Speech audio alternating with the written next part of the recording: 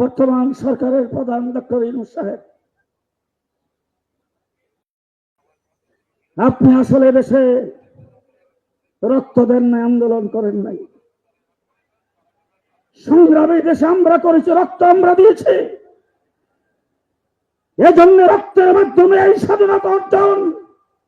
তার যে কষ্ট, এটা আপনি হয়তো বুঝেন নাই। আপনি কমিশন গঠন করেছেন। আমরা প্রথমেই বলেছিলাম কমিশন গঠন করতে আপনাকে খেয়াল করতে হবে দেশটা মুসলমানের দেশ, ইসলাম বিরোধী কাউকে দিয়ে কমিশন গঠন করা যাবে না।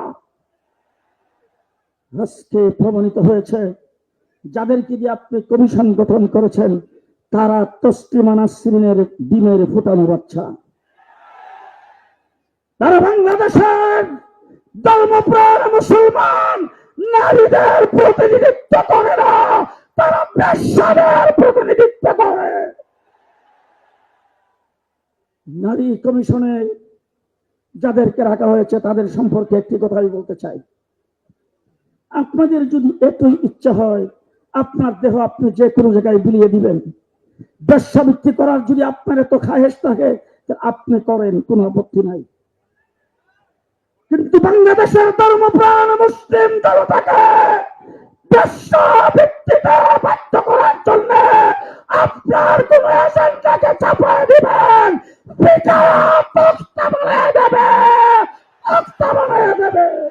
ডক্টর ইউনূস সাহেব, আপনি যখন সর্বপ্রথম ক্ষমতায় এসেছেন আমরা আপনাকে সহযোগিতা করেছি।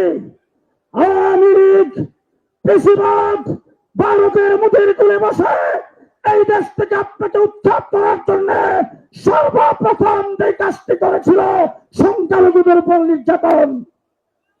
সেই নির্যাতনের আওয়াজ যখন উঠেছে আমরা মন্দিরগুলোতে পাহারা দিয়েছি, আমরা এই দেশের রাস্তাঘাটে ট্রাফিকের কাজ করেছি।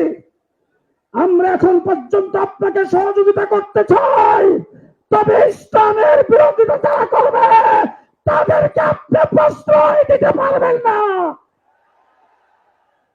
নতুবা আপনাকে জানাই দিতে চাই, যদি আপনি ইসলাম বিরোধী কোন গ্রুপকে প্রশ্রয় দেন, বাংলাদেশের ইসলামের বিরুদ্ধে কোন আইন কোন সংস্কারকে চাপাই দিতে চান, শেখ হাসিনা পাক করা ভাত খেয়ে যাইতে পারে নাই। শেখ হাসিনা পাক করা ভাত খেয়ে যাইতে পারে নাই। সুতরাং শেখ হাসিনাই বলছিল আওয়ামী লীগকে উৎখাত করতে পারে, সেই শক্তি বাংলাদেশে নাই। কিন্তু আওয়ামী লীগ যেভাবে উৎখাত হয়েছে, শেখ হাসিনা উৎখাত হয়েছে, আপনি সংখ্যাগরিষ্ঠ মুসলমান মুসলিম দেশের রাষ্ট্রপ্রধান হয়ে ইসলামের বিরুদ্ধে কোনো কিছু করবেন, আমরা সহযোগিতার হাত উঠায় নেব। আপনার বিরুদ্ধে কাপড়ের কাপড় নিয়ে মাঠে নামতে বাধ্য হবে।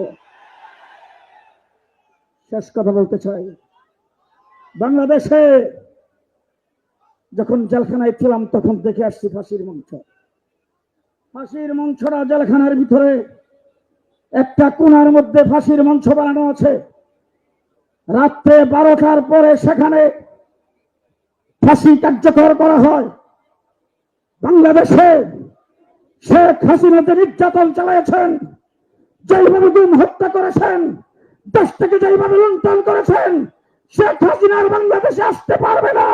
শুধু একটি কারণে আসবে, শেখ হাসিনার ফাঁসি বাংলাদেশের কোন জেলখানার ভিতরে হবে না, ফাঁসির কাছে জোড়া দিতে হবে।